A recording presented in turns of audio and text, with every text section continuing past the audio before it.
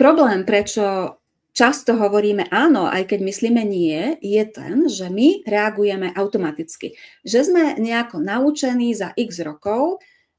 robiť veci, ktorými ideme proti sebe a nedávame vlastne samé sebe nejakú šancu, aby sme to nejako reálne zvážili a skúsili reagovať inak.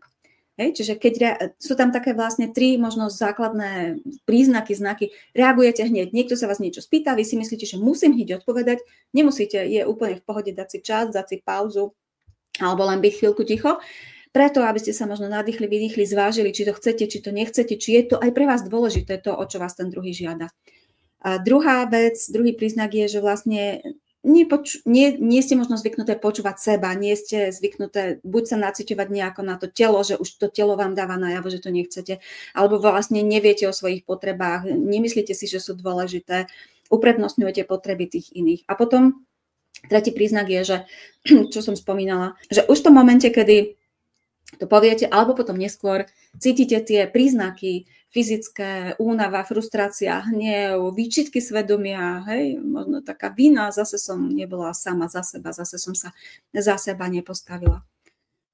Hovoriť nie je to isté ako búchať pesťou o stôl, niekto možno si to takto predstavuje, že je to vlastne niečo zlé, ako keď niekto je trucovitý a podobne.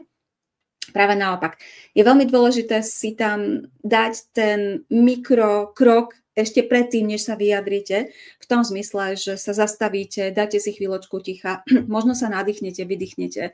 a vlastne sa tak oskenujete, či už na základe toho tela fyzického, niečo ma tam tlačí zviera, cítim, že moje telo reaguje, že toto nechcem, alebo už aj vedome viete, že aha, tak toto nie je pre mňa, lebo ja teraz mám takýto pocit a ja potrebujem robiť niečo iné, potrebujem si naplniť nejakú inú potrebu, preto ti nepomôžem naplniť tie tvoje potreby. Hej? To je vlastne o tom, keď vás niekto žiada vás o to preto, lebo on si potrebuje naplniť nejaké svoje potreby.